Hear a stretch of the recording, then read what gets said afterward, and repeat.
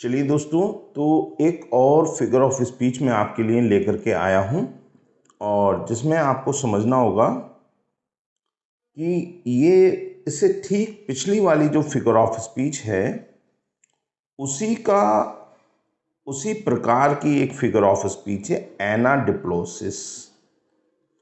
एनाडिप्लोसिस anaphora की तरह ही इसमें भी रिपीटिशन देखने को हमें मिलता है और यहाँ पर मैंने हिंदी लिखी है अंत्य पदानुवृत्ति, यानी कि किसी पंक्ति के अंत में आने वाले शब्द की इसमें पुनरावृत्ति होगी, उसको दोहराया जाएगा कब?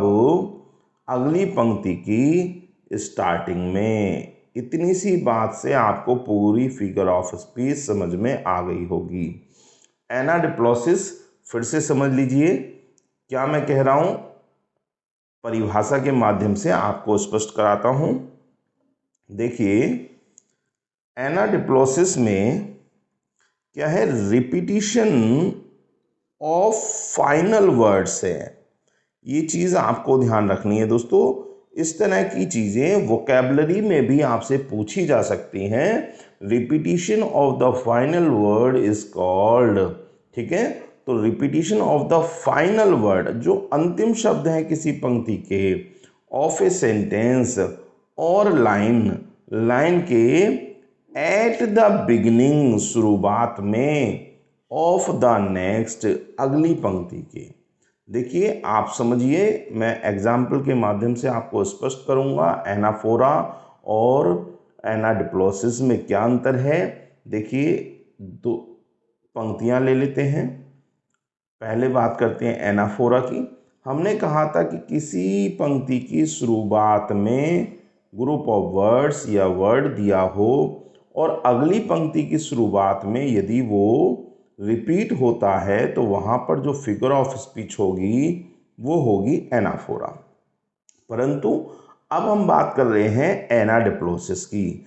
एनाडिप्लोसिस में कोई अंतिम शब्द, अंतिम ग्रुप ऑफ वर्ड्स की पुनरावृत्ति अगली पंक्ति की शुरुआत में होती है। यानी पहली पंक्ति जिस शब्द से अंत होगी, अगली पंक्ति उसी से शुरू होगी। तो ऐसी अवस्था अगर कहीं आपको देखने को मिलती है तो आप समझ जाइए कि यहाँ पर एनाडिप्लोसिस है। ठीक है दोस्तों, आइए चलते हैं एग्जाम्पल की ओर और एग्जाम्पल से आपको ये समझाने का प्रयास करता हूँ। देखिए, थोड़ा सा डेफिनेशन पे और फोकस करा देता हूँ आपका, ताकि आपके माइंड में अच्छे से सेट हो जाए। एनाडिप्लोसिस ओकर्स व्हेन ए वर्ड और ग्रुप ऑफ वर्ड्स, देखिए ध्यान दीजिएगा, शब्द हो सकता है और शब्दों का एक समूह भी हो सकता है, लोकेटेड एट द एंड, यानी कि आप समझिए कि किसी पंक्ति के अंत में, अगर अंत में कोई शब्द दिया है, ग्रुप ऑफ वर्ड्स है, ऑफ वन क्लोज, किसी एक क्लोज में, सेंटेंस में, इज रिपीटेड, उसको क्या किया जाता है दोस्तों, दोहराया जाता है, रिपीट किया जाता है, एट और near the beginning of the following close and sentence. ध्यान दीजिए कि किसी पंक्ति के अंतिम शब्द को उसके नियर अबाउट, जो पास वाली पंक्ति है, उसकी स्टार्टिंग में जब हम प्लेस कर देते हैं तो वहाँ पर एनाडिप्लोसिस होता है। अब इसको हम समझेंगे। देखिए, एग्जाम्पल के माध्यम से स्पष्ट करते हैं। क्या लिखा हुआ है, अवर डाउट इज आर पैसन। तो यहाँ पर मैंने रेड कलर इस पे किया हुआ है दोस्तों, ये है पैसन, ठीक है। पैसन वर्ड है और यहाँ पर कॉमा लगा है, तो ये अंतिम शब्द है इस क्लोज का। और फिर हमने स्टार्टिंग कर दी है दोस्तों, आगे उसको रिपीट कर दिया है अगले क्लोज में, ठीक है। पैसन एंड अवर पैसन, ठीक। ऐसे ही देखिए, सी ओपनड ए कैफे, यहाँ पर क्या है, कैफे है। तो किसी भी पंक्ति का, किसी भी क्लोज का जो अंतिम शब्द है उसकी पुनरावृत्ति यदि उसके पास वाली क्लोज की स्टार्टिंग में, सेंटेंस की शुरुआत में होती है तो वहाँ पर एनाडिप्लोसिस फिगर ऑफ स्पीच होगी। मुझे उम्मीद है कि आपको इतने से ही समझ में आ गया होगा। दोस्तों देखिए, ये तरीका है, मैं स्पष्ट करता हूँ, छोटी छोटी चीज़ें हैं जो आपको एग्ज़ाम में कंफ्यूज करती हैं और मैं बड़े सरलता से आपके सामने इनको रखता हूँ बिना परेशानी के, ताकि आपको स्पष्ट हो जाए। आइए अब अगले एग्जाम्पल में और देखते हैं। कई सारे एग्जाम्पल्स यहाँ पर हैं। देखिए क्या कहा गया है, When you love, तो यहाँ पर कॉमा लगा है, ये लास्ट वर्ड हो गया। फिर कहा है love with all your heart, तो अगली जो लाइन है वो शुरू कर दी गई इसी अंतिम शब्द से। तो अब यहाँ पर अंतर भी आपको समझना है एनाडिप्लोसिस और एनाफोरा में।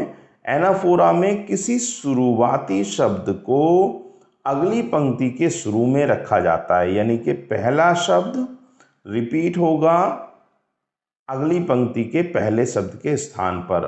लेकिन एनाडिप्लोसिस में अंतिम शब्द जो लास्ट वर्ड है, लास्ट वर्ड वो रिपीट होगा दोस्तों इस स्थान पर।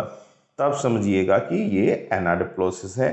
तो आपको अंतर समझ में आ गया होगा। बहुत सारे एग्जाम्पल हैं। अगला एग्जाम्पल है live to eat, don't eat to live, तो ये अंतिम वर्ड और फिर इसकी शुरुआत हो गई। दोस्तों कुछ आप सोच रहे होंगे कि सर डोंट लगा है। भाई देखिए, जो बात है, जिस चीज़ को कहा जा रहा है, ये हेल्पिंग वर्ब्स हैं, इनको हम ज़्यादा मायने नहीं देती हैं, सहायक क्रियाएं होती हैं। कुछ थोड़े से एक दो शब्द हो सकते हैं लेकिन वो रिपीट हो रहा है, ठीक है। देखिए I know what I like, ये यहाँ पर व्हाट आई लाइक है, फिर एंड लगा करके फिर आई लाइक से सेंटेंस स्टार्ट कर दिया है। तो जब भी अंतिम शब्द की पुनरावृत्ति होगी शुरू की लाइन में, in the beginning of the next line, तब वहां पर एनाडिप्लोसिस होगा। आइए कुछ और एग्जाम्पल देता हूं आपको। देखिए कितना अच्छा एग्जाम्पल है। क्या कहा गया, आई बैग योर पार्डन, ठीक है, आई बैग योर पार्डन। और फिर कहा गया pardon I बिसीच you, Romeo and Juliet से लिया गया है। लाइन भी इंपॉर्टेंट है, अच्छी लाइन है, ध्यान दीजिएगा। तो अंतिम शब्द की पुनरावृत्ति। मुझे मालूम है आप ये वीडियो पूरा भी नहीं देखेंगे, क्योंकि आपको पता है भाई, हमें तो समझ में आ गया कि एनाडिप्लोसिस क्या है, एनाफोरा क्या है, परंतु प्रैक्टिस करना दोस्तों बहुत ज़रूरी होता है। प्रैक्टिस नहीं करेंगे तो आप भूल जाएंगे। और आपको बता दूं, आप लोग इस प्रकार जो है YouTube चैनल पर मेरी क्लासेस देख लीजिए। और यदि आप में से कोई पेड क्लास लेने का इच्छुक हो तो आप प्ले स्टोर से हमारा app Vanraj Goswami study centre app download कर सकते हैं। और TGT का पेड बैच अगर आप लेना चाहते हैं तो आप उसको ज्वाइन कर सकते हैं। देखिए नेक्स्ट एग्जाम्पल है, लेसिडास से एग्जाम्पल लिया हुआ है। फॉर लेसिडास इज डेड, क्योंकि जो लेसिडास है वो मर चुका है। आगे कहा है डेड आर हिज प्राइम। अब देखिए ये अंतिम शब्द था और ये नेक्स्ट पंक्ति का जो क्लोज है उसका अगला जो सेंटेंस है उसमें शुरू में इसको रख दिया गया है। तो मुझे उम्मीद है दोस्तों कि आपको ये स्पष्ट हो गया होगा। और देखते हैं, रिचर्ड से लिया गया है एग्जाम्पल। देखिए कितना सुंदर एग्जाम्पल है।